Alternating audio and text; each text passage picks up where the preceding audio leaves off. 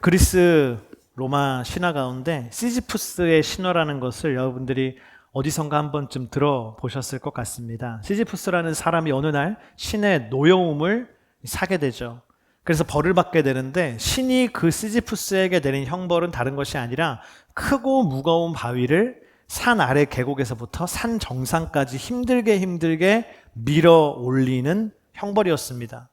그러나 산 정상에 그 바위를 힘들게 올려놓으면 그 바위가 아래로 떼굴떼굴 굴러서 다시 계곡으로 떨어지는 것이죠. 그러면 시지푸스는 다시 계곡 아래로 터벅터벅 내려가서 산 아래 계곡에서부터 산 정상까지 다시 그 돌을 굴려서 올려야 하는 형벌. 이것을 매일매일 계속해서 끝도 없이 반복해야 되는 것이 시지푸스가 받은 잔혹한 형벌이었습니다. 저는 처음에 이 시지푸스의 이야기를 들었을 때 이런 생각을 했어요. 저 바위가 얼마나 무거울까? 시지푸스라는 사람은 쉬지도 못하고 매일매일 저렇게 힘겹게 노동하고 너무나 불쌍하다, 너무 가혹한 형벌을 받았다. 그런데 제가 생각해 보니까 정말 가혹한 형벌은 다른 것이더라고요. 무엇입니까? 힘겹게 그가 매일매일을 저렇게 살지만 그 속에 아무런 의미가 없다는 거예요. 힘들게 돌을 다시 정상으로 올려놓지만 다시 아래로 굴러떨어질 그 돌 속에서, 그 노동 속에서 어떤 의미를 그가 찾을 수가 있겠습니까? 그러므로 시지푸스의 진정한 고통은 무의미한 삶의 비극인 것이죠. meaningless life가 그의 진정한 고통인 것입니다.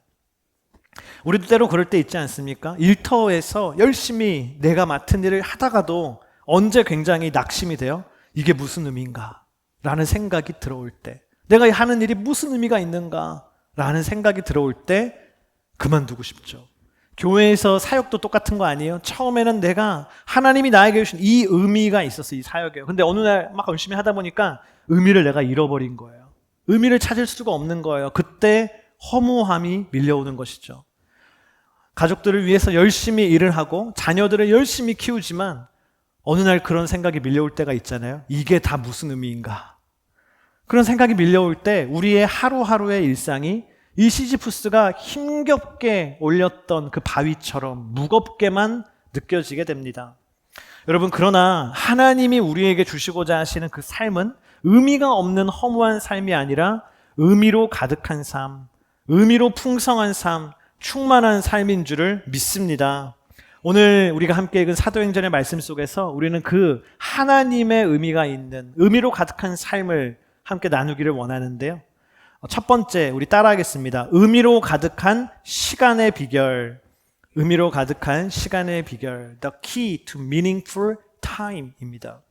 오늘 1절, 2절을 함께 읽어보겠습니다. 시작. 베스도가 부임한 지 3일 뒤에 가이사랴에서 예루살렘으로 올라가자 대제사장들과 유대 지도자들이 그 앞에 나와 바울에 대해 고소했습니다. 이 총독 벨릭스의 뒤를 이어서 보르기오 베스도라고 하는 새로운 유대 총독이 로마의 파견을 받고 이 유대 땅에 부임하게 됩니다. 이 유대의 총독이 바뀌도록, 그러나 그대로인 건 뭐예요? 바울은 여전히 가이사랴 감옥에 그대로 있는 거예요. 그 유대 총독이 바뀌는 그 시간, 거의 2년이 넘는 그 시간이었거든요. 그동안 바울은 여전히 미결수의 신분으로 감옥에 갇혀 있어요. 죄인인지 죄인이 아닌지 판결도 받지 못하고 그냥 가만히 2년 동안 갇혀 있었습니다. 2년 동안 갇혀 있는다라는 생각을 하니까 저는 군대가 떠오르더라고요. 2년 동안 이제 군대에 갇혀 있는, 얼마나 저는 시간이 길게 가는지. 예전에는 스마트폰이 없을 때 다 컴퓨터 프로그램을 할 때 아직도 기억나요. 제가 있었던 부대 행정실의 컴퓨터에는 모든 군인들이 자기 저녁 날짜를 입력해 놓고 아침마다 확인하는 거예요. 며칠 남았다. 시간이 그렇게 안 갈 수가 없는 터널 같은 시간이더라고요. 근데 2년이라는 시간이 그렇게 긴 시간인데 오늘 말씀에 2년이라는 그 긴 시간을 바울이 감옥 안에서 죄수의 신분으로 갇혀 있었던 것이죠. 그렇다면 감옥 밖에 있었던 사람들이 또 있잖아요. 오늘 말씀에 유대의 종교 지도자들, 바울을 감옥에 갇히게 한 그들은 과연 감옥 밖에서 얼마나 미닝풀한 삶을 살고 있었는가. 우리 3절을 한번 읽어보겠습니다. 그들은 자기들에게 호의를 베푸는 셈치고 바울을 예루살렘으로 이송해달라고 베스도에게 강력하게 요청했습니다. 이송도 중 매복하고 있다가 그를 죽이려고 준비하고 있었던 것입니다. 유대의 종교 지도자들이 처음 이 유대 땅에 부임한 총독 베스도를 만나서 간담회를 갖는 거예요. 이 로마에서 파견한 지도자와 유대의 토착 세력과 함께 간담회를 갖는데, 그 간담회 속에서 유대 종교자들이 오늘 말씀이니까요, 강력하게 요청한 첫 번째 건의사항이 뭐예요? 다른 거 원하는 거 없고 바울을 가이사랴에서 예루살렘으로 데려와 달라. 그거 딱 하나를 강력하게 요청을 한 것이죠. 왜입니까? 오늘 말씀에 기록된 것처럼요, 그 이송되는 중간에 그 바울을 습격해서 바울을 암살하려는 목적입니다. 우리가 아시다시피 이 벨릭스 총독 때도 똑같은 암살 계획이었잖아요. 2년이 지났는데도 똑같은 암살 계획을 여전히 마음속에 1순위로 가지고 있었던 거예요. 저는 말씀을 생각하면서 너무 한심한 거예요. 2년 동안 업그레이드를 좀 해야지, 계획을. 그대로 그 작전 그대로 2년간 이것만 되기를 바라면서 살았던 것이죠. 다시 말하면 유대 종교제들의 마음속은 2년 내내 그들은 뭐만 생각해요? 바울을 어떻게 죽일까? 바울을 어떻게 죽일까? 저 원수 바울을 어떻게 제거할까? 2년 동안 그들의 마음속은요, 그 바울을 미워하고 증오하고 죽이려는 마음에 잠식당해 있었던 것입니다. 여러분, 우리 인생 가운데요, 가장 허무한 시간이, 가장 의미 없는 시간, 무의미한 시간이 언제인지 아세요? 놀고 있을 때도 아니고요, 쉬고 있을 때도 아니고요, 무언가를 했다가 실패하는 시간도 아니고요, 누군가를 미워하는 시간, 누군가를 증오하는 시간, 누군가를 용서하지 못하고 있는 시간이요, 우리 인생 가운데 가장 meaningless, 무의미한 시간이에요. 왜냐하면 그 시간 가운데 가장 불쌍한 사람이 누군지 아세요? 나이기 때문에. 가장 불쌍한 사람이 나 자신이기 때문에. 굉장히 삶의 아이러니는 뭡니까? 이 사람이 잘못을 했어요. 그래서 이 사람이 이 사람을 미워하고 증오하기 시작했어요. 나에게 상처 주고 피해를 준 사람에 대해. 근데요, 이런 과정 속에 제일 불쌍한 사람은 누구예요? 미워한 사람이에요. 내 마음이 지옥이에요. 그 시간 동안에. 이 사람은 잘못해놓고 미안하다 그러고 회개하고 끝. 나지만 이 사람은 용서하지 못하고 증오하고 있는 사람은 지옥을 살아가고 있는 것이죠. 여러분, 혹시 오늘 이 자리 가운데 이 유대의 종교 지도자들처럼 누군가를 미워하고 증오하고 있는 마음속에 내가 잠겨 있다면 오늘 이렇게 기도하기를 축복해요. 하나님, 제 마음속에 이 미워하는 마음을 제하여 주세요. 할렐루야. 내가 주님께 용서받았으니 나도 이들을 용서할 수 있는 은혜의 마음을 내 안에 허락해 주십시오. 할렐루야. 그때에 비로소 우리 인생은요, 인생의 가장 큰 허무함에서 넘어서게 되는 줄을 믿습니다. 감옥 밖에 유대 종교지들 이런 삶을 2년 동안 살았다면 감옥 안에 바울은 어떤 삶을 살았는가? 바울이 감옥 안에서 할 수 있는 게 많잖아요. 기도를 했을 거예요. 그리고 묵상을 했을 거예요. 그리고 쉬기도 했을 거예요. 육체의 회복도 있었을 거예요. 그러나 성경이 이야기하는 바울이 감옥 안에서 2년 동안 한 일이 뭔가를 알려주는 건요, 오늘 19절에 기록되어 있는 것이 단서입니다. 우리 19절 말씀 함께 읽어볼게요. 그들의 논쟁거리는 그저 그들의 종교와 예수라고 하는 죽은 사람에 대한 것이었습니다. 바울은 예수가 다시 살았다고 주장하고 있었습니다. 이 19절 말씀은요, 베스도 총독이 아그리빠 왕에게 바울에 대해서 보고하는 장면이거든요. 근데 뭘 얘기합니까? 내가 와봤더니 바울이라고 하는 죄수가 있는데 그 바울이라고 하는 죄수는 줄곧 주구장창 감옥 안에서 예수가 다시 살았다, 예수가 부활했다, 예수가 구원자이다 라고 계속 얘기하더라. 그것만 외치더라. 그게 베스도의 보고였어요. 다시 말하면 바울은요, 감옥 안에서도 뭘 하는 거예요? 예수 그리스도의 복음을 전하고 있었는 줄을 믿습니다. 할렐루야. 그는 감옥 안에서요, 예수 그리스도에게 포커스를 맞추고 그의 인생, 그의 시간을 허무한 시간으로 낭비하는 것이 아니라 세상에서 가장 미닝풀한 시간으로 사용하고 있었던 것입니다. 여러분, 우리는 우리의 삶을요, 하나님의 관점에서 이렇게 봐야 되는 줄을 믿습니다.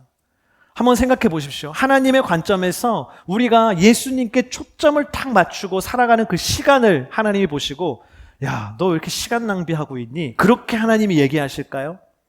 반대로 우리가 세상에 너무나 많은 일로 바빠요. 그러나 예수님은 초점을 하나도 안 맞추고 살아가고 있어요.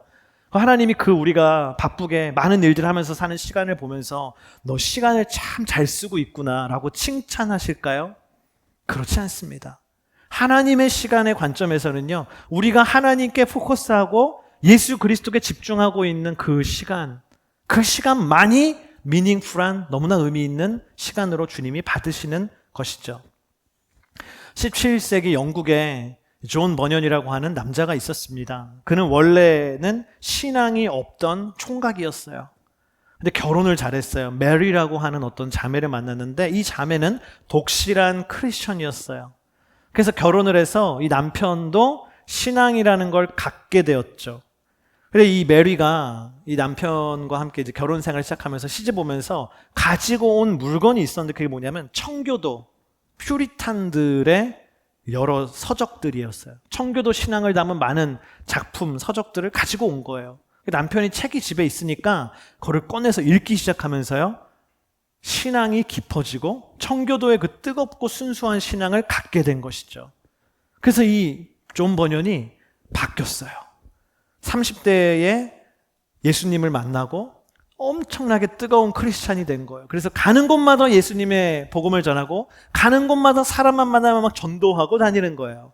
그래서 이때 당시에 이 존 버년에게 사람들이 별명을 붙여줬는데 그게 뭐냐면 비숍 버년이었어요.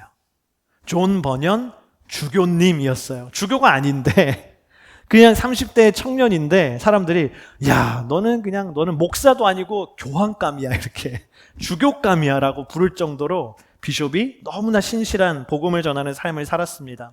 근데 그때 당시에 영국은 어떤 상황이었냐면 이 영국 국교회, 지금의 영국 성공회가 아니면 같은 기독교라고 할지라도 막 박해를 하던 때였어요. 근데 존 버년은 침례교 성도였거든요. 그러니까 존 버년을 보고 복음을 막 전하니까 나라에서 존 버년을 감옥에 가둬버렸어요. 너는 영국 국교회, 영국 성공회의 허락도 안 받고 복음을 전했다. 그래서 너는 감옥에 갇혀야 돼 하고요. 형을 내리는데 12년형을 내립니다. 전도를 했다고 12년형을 받게 돼요. 존 버년이 이 인생의 황금 같은 30대, 40대 그 꽃다운 그 나이를 감옥 안에서 12년을 보내게 된 겁니다. 얼마나 인생의 허무함이 밀려와요. 감옥 안에서 그 황금 같은 시간에 아무것도 할 수 없는 거죠.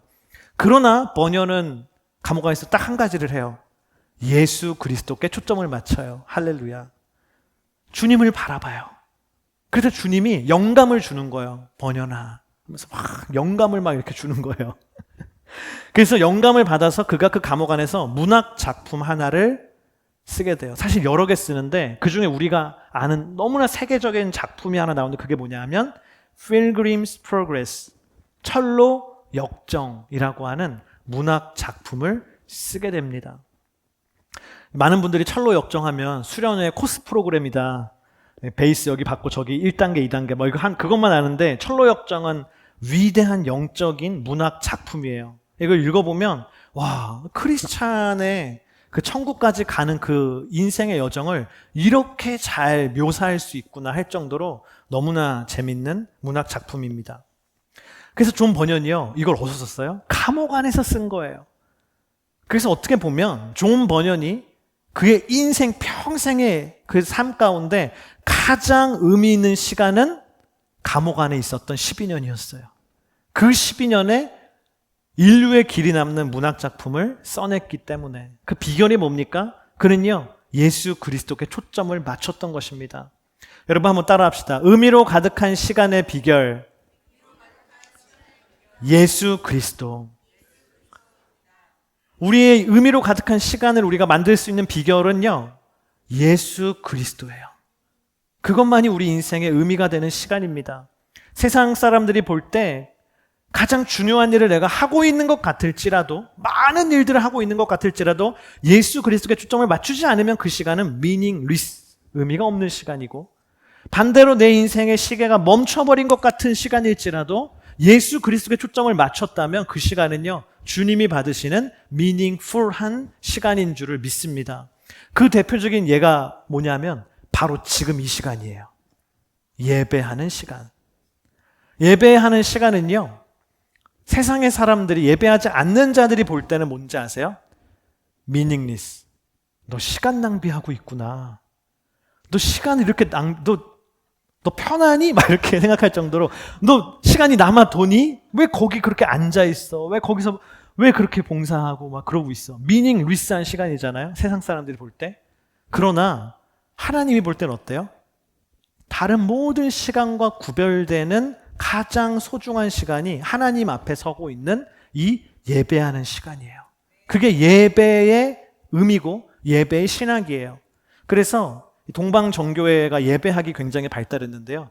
예배를 연구하는 동방정교회 알렉산더 슈메만이라고 하는 신학자는 뭐라고 했냐면 예배는 거룩한 시간 낭비다라고 했어요. 거룩한 시간 낭비. 세상의 시각으로 볼 땐 낭비하는 시간이지만 주님께 볼 때는 거룩한 시간이라는 거예요. 그게 바로 예배입니다. 여러분, 우리가 우리 인생을 주님께 초점을 맞추고 살아가면 우리 인생은 어떤 게 돼요? 예배의 인생이 되는 줄 믿습니다. 우리 인생의 가장 소중한 시간을 주님께 내어드리는 하나님의 사람이 되기를 예수님의 이름으로 축복합니다. 두 번째, 우리 따라합시다. 의미로 가득한 소유의 비결. 의미로 가득한 소유의 비결. The key to meaningful possession입니다. 오늘 말씀을 보니까요, 유대의 분봉왕이었던 아그리파 2세와 똑같은 왕족, 귀족이었던 버니게가 가이사랴에 가게 돼요. 그리고 본인들은 이제 지역에 있는 로마에서 인정하는 귀족이거든요. 이 사람들은 왕족이거든요. 그래서 이들이 로마에서 파견한 관료 행정가인 총독 베스도를 만나는 거예요. 와서 이제 인사를 하는 거예요. 그리고 얘기를 하다가 우연히 바울의 이야기를 듣게 되고 바울을 한번 만나보게 되는 것이 오늘 23절에 나와 있어요. 오늘 23절 말씀 함께 읽어볼까요? 시작. 이튿날 아그리빠와 버니게가 위엄있게 차려입고 와서 높은 관료들과 그 도시의 지도자들과 함께 재판적으로 들어갔습니다. 베스도의 명령에 바울이 들어왔습니다. 오늘 23절에 아그리빠와 버니게가 재판장에 딱 들어오는 장면이 기록되어 있는데 조금 제가 읽으면서 묵상하면서 특이한 게 뭐냐면 성경이 뭘 얘기하냐면 아그리빠와 버니게의 패션을 얘기해요. 패션을. 굳이 뭐 알고 싶지 않은데 우리는 왜 패션 유튜버도 아니고 이런 걸 얘기할까? 뭐라 그래요? 아그리빠와 버니게가 그 재판장에 나오면서 위엄 있게 차려입고 왔다라는 거예요. 그 옷을 입고 왔다라는 거예요. 영어 성경 NIV를 보니까 with great pomp이에요. 아주 great한 화려함의 옷을 입고 왔다. 그래서 저는 이거를 요즘 말로 번역해봤어요. 아그리빠 버니게가 옷을 입고 왔는데 폼 미쳤다. 네, with great, 뭐 단어는 다르지만 with great 폼 미쳤다. 얼마나 옷을 화려하게 입고 왔으면은 성경이 그걸 기록할 정도로. 근데 여러분, 성경은요 그냥 기록하는 법이 없어요. 굳이 이걸 하나님이 왜 성경으로 기록하셨습니까? 아그리빠와 버니게가 이 화려한 옷을 입고 온 이유가 있는 거예요. 그들이 가지고 있는 옷 중에서 가장 화려하고 멋있고 명품 옷을 입고 온 이유가 있는 거예요. 뭡니까? 죄수인 바울 앞에 딱 섰을 때 나는 죄수 너와는 달라라는 걸 나타내고 싶은 거예요. 많은 유대의 지도자들도 그 자리에 함께 로마의 관료들이 있을 때 나는 너희들과는 차원이 다른 왕족이야 라는 거를 이 옷을 통해서 얘는 어필하고 싶었던 거예요. 이분들은. 이게 뭡니까? 아그리빠와 버니게가 자신의 소유, 내가 가지고 있는 것을 사용하는 방법이에요. 나는 내가 가지고 있는 걸 통해서 나를 이렇게 나타낼 거야 라는 거예요. 근데 저는 이 말씀을 묵상하는데 뭐가 생각나냐면 창세기에 아담과 하와가 떠오르더라고요. 아담과 하와가 원죄를 짓고 나서 한 일이 뭐예요? 나뭇잎으로 자기 몸을 가리죠. 이게 뭐예요? 나의 죄를 가리고자 하는 거예요. 소유가 뭐가 있어요? 자연 만물밖에 없잖아요. 그래서 나뭇잎을 뜯어다가 내가 가지고 있는 걸 가져다가 내 수치, 내 죄를 가리는 거예요. 오늘 아그리빠와 버니게의 행동도 사실 다르지 않아요. 이들이 왜 그렇게 화려한 옷을 입었어요? 나를 감추고 싶은 거예요. 나의 수치를 감추고 싶고 내 죄악을 감추고 싶은 거예요. 그게 그들이 그의 소유를 사용하는 방법이었습니다. 반면 바울이 자신의 소유를 사용하는 방법도 오늘 기록이 되어 있는데 오늘 10절, 12절 말씀까지 함께 읽어보겠습니다. 시작. 바울이 대답했습니다. 내가 지금 가이사의 법정에 섰으니 당연히 여기서 재판을 받아야 할 것입니다. 총독께서도 잘 아시다시피 나는 유대 사람들에게 잘못한 일이 없습니다.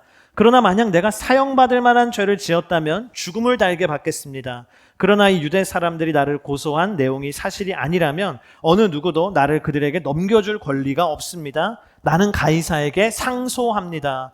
베스도는 배심원들과 상의하고 난 뒤 말했습니다. 내가 가이사에게 상소했으니 가이사에게로 가야 할 것이다.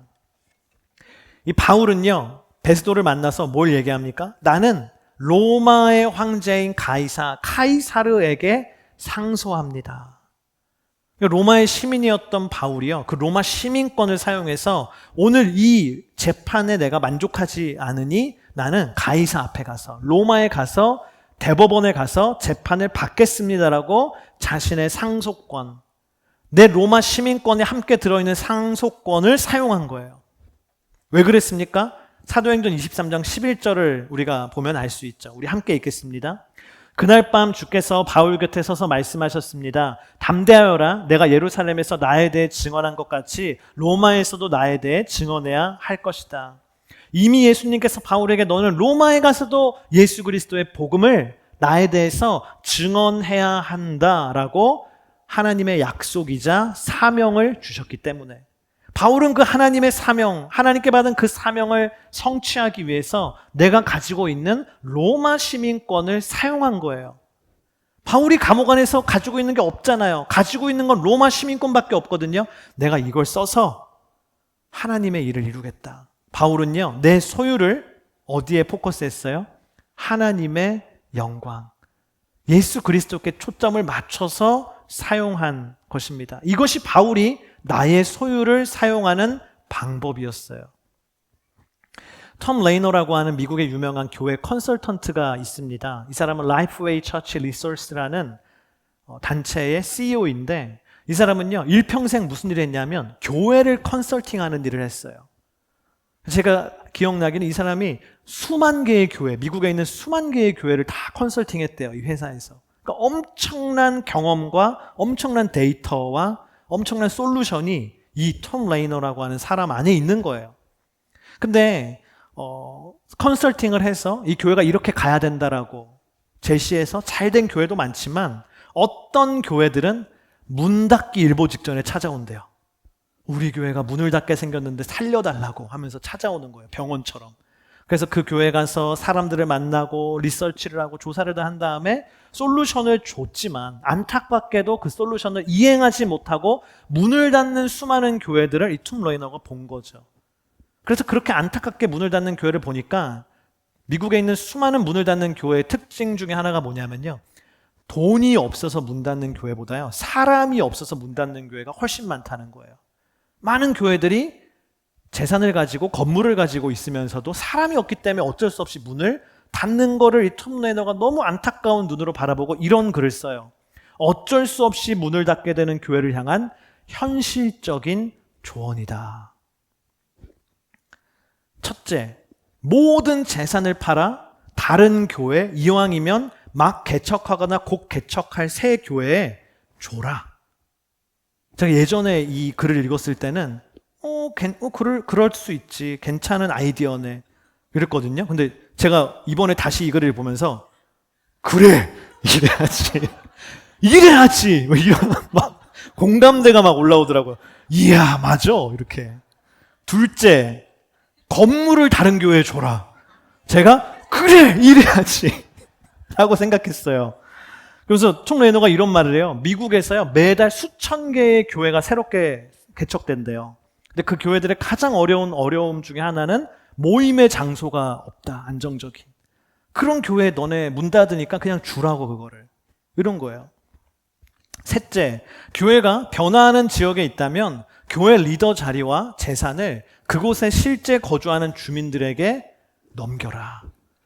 왜 미국은 그런 일이 많잖아요. 미국은 한 타운이 있는데 타운을 이루고 있는 지역 구성원이 시간이 지나면서 싹 바뀌는 때가 많잖아요. 예를 들어 백인이 많이 살고 있던 동네에 백인 교회가 세워졌는데 몇 년이 막 수십 년이 지나면서 그 사람들은 다 멀리 이사가고 교회에서 멀리 이사가고 그 지역에는 아시안들이 막 너무 많을 때 톰레이는 얘기하는 거예요. 그렇게 교회를 유지할 바에는 아시안들을 리더로 세우라고.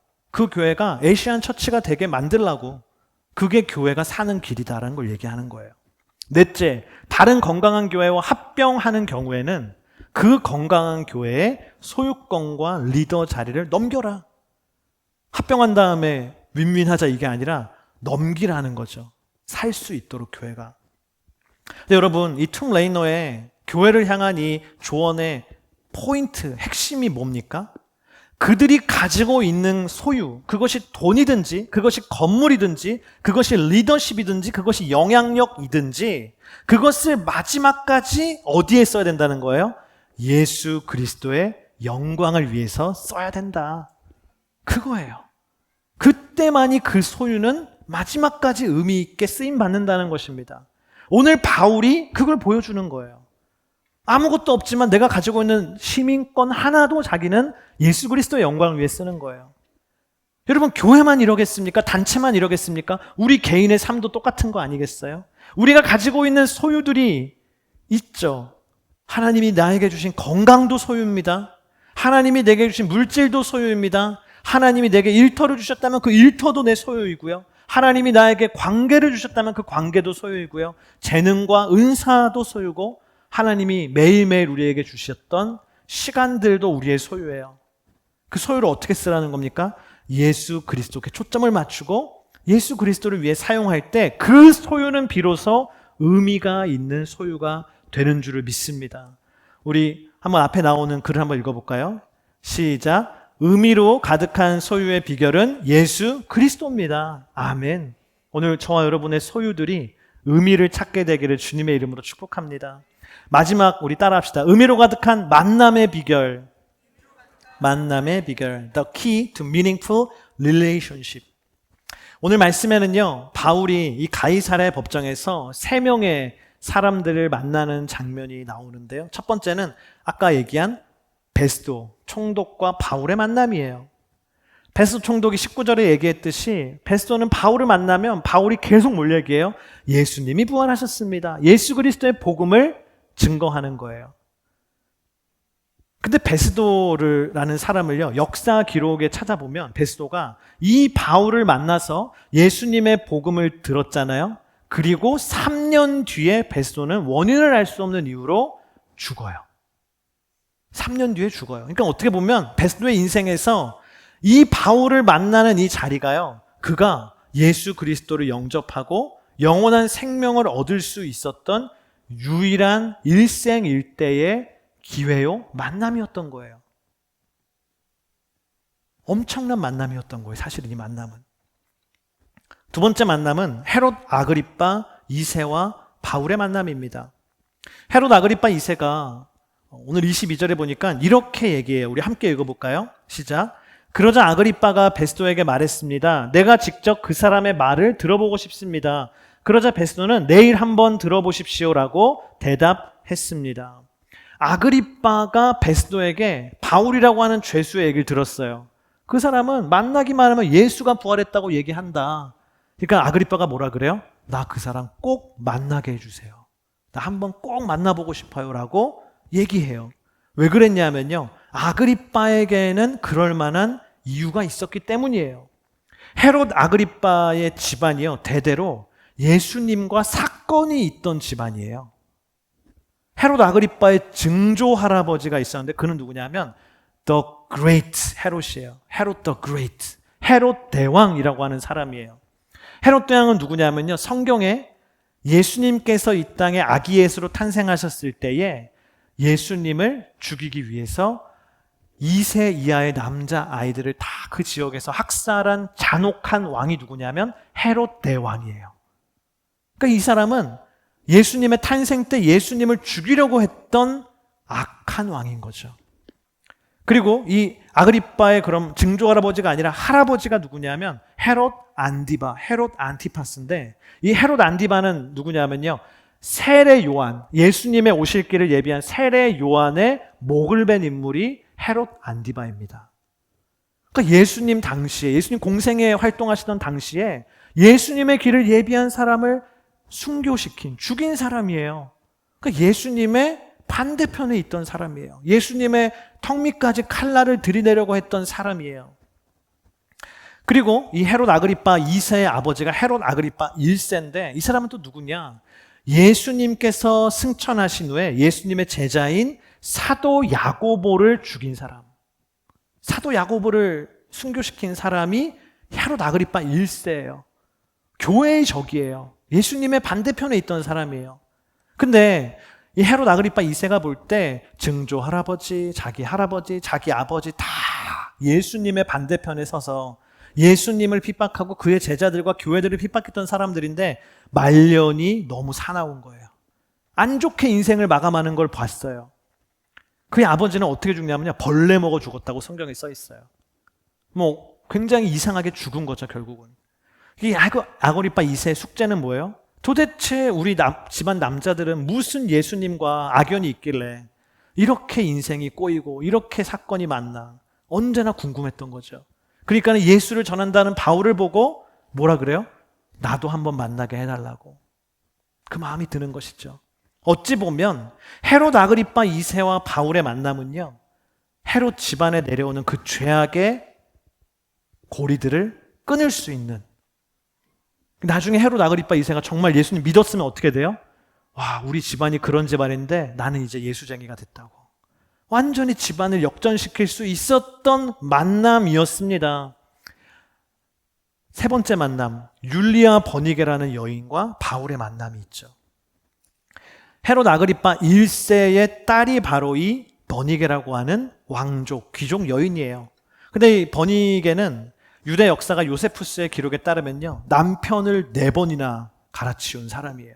첫 번째 남편은 마르쿠스라고 하는 사람이고, 두 번째는 자신의 삼촌과 결혼을 해서 두 번째 남편을 맞이하고, 또 그러다가 지금 오늘 말씀에 나오는 아그리파 2세, 자기 오빠거든요. 오빠와 이제 결혼을 해서 오빠가 세 번째 남편이 되고, 아마 오늘 말씀에 나오는 아그리파 2세는 자기가 마지막인 줄 알았어. 끝사랑 막 이랬을 거예요. 근데 아니, 또 있어요.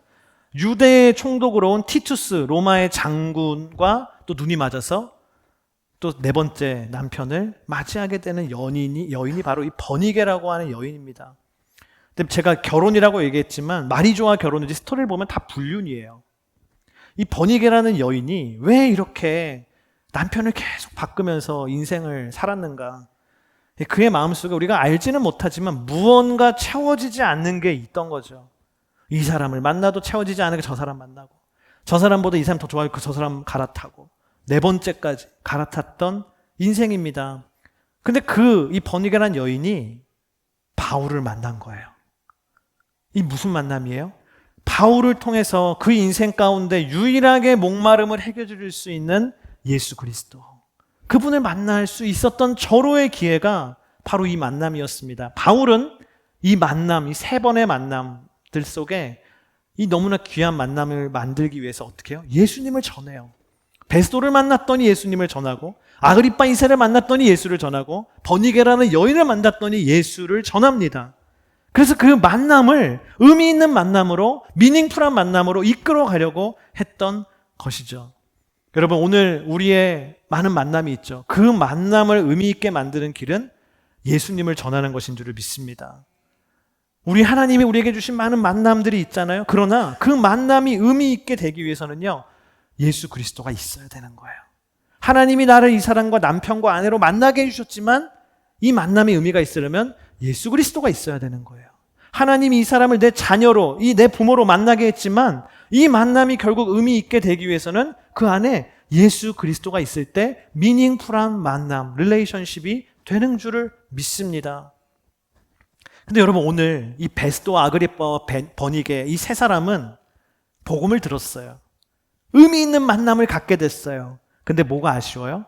예수님을 영접하지 않았어요.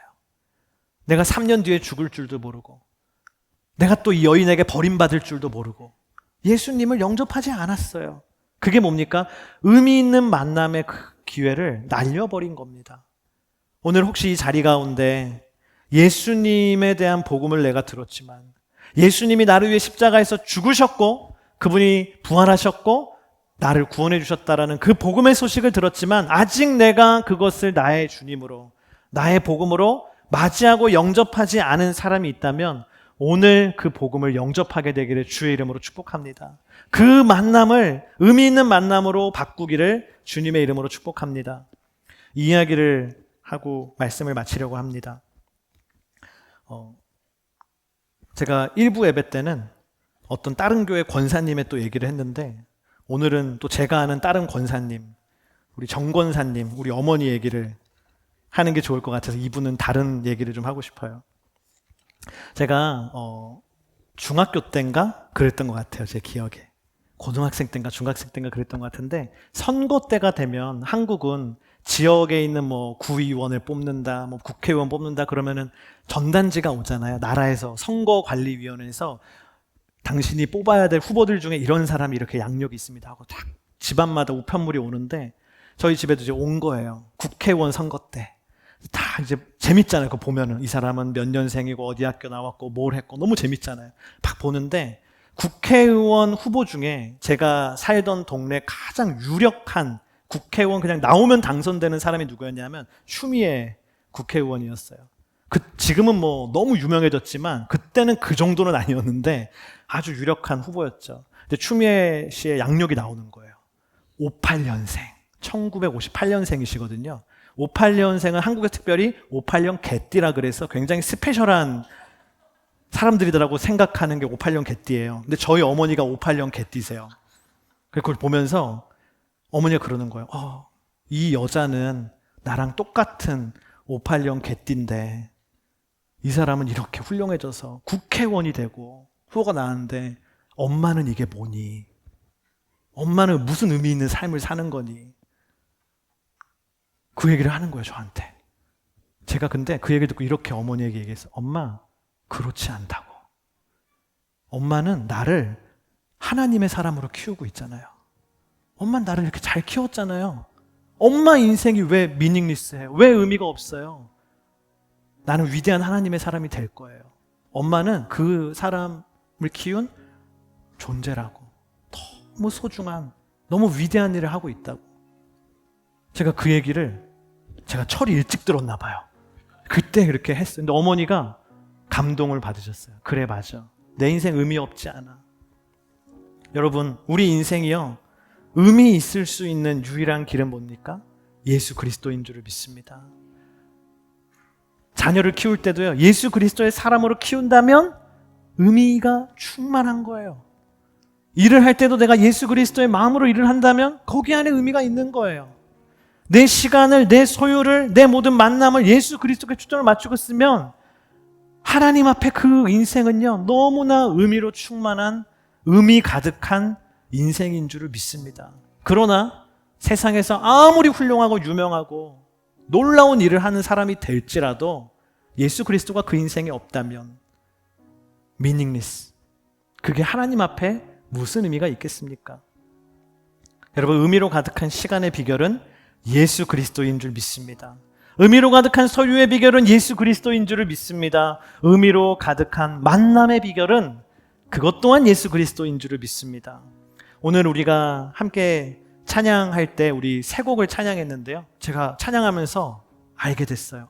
오늘 찬양의 세 곡의 공통점은 다 Jesus name, 예수님의 이름이다. Blessed be your name. 그쵸, 첫 번째 곡 Blessed be your name, 예수님의 이름. 두 번째, My victory is in Jesus name. 저는 이거 호성형제, 호성형제 사라졌다. 예, 호성형제 이렇게 막 할 때 My victory가 제가 되게 너무 인상 깊게 제가 되게 귀에 쏙 들어온다. My victory is in Jesus name 해가지고 와, 인상 깊다 했는데 제가 들어오더라고요. Jesus name. 예수님이 내 인생의 승리다. 죄송해요. 네. 그리고 마지막에 뭐예요? Worthy is your name. 할렐루야. Worthy is your name, Jesus. 여러분, 예수님만이 우리 인생을 의미 있게 만들어주시는 분인 줄을 믿습니다. 우리 다 같이 자리에서 일어나서 함께 우리 Worthy 이 찬양 부르면서 주님의 이름 앞에 나아가기를 원합니다.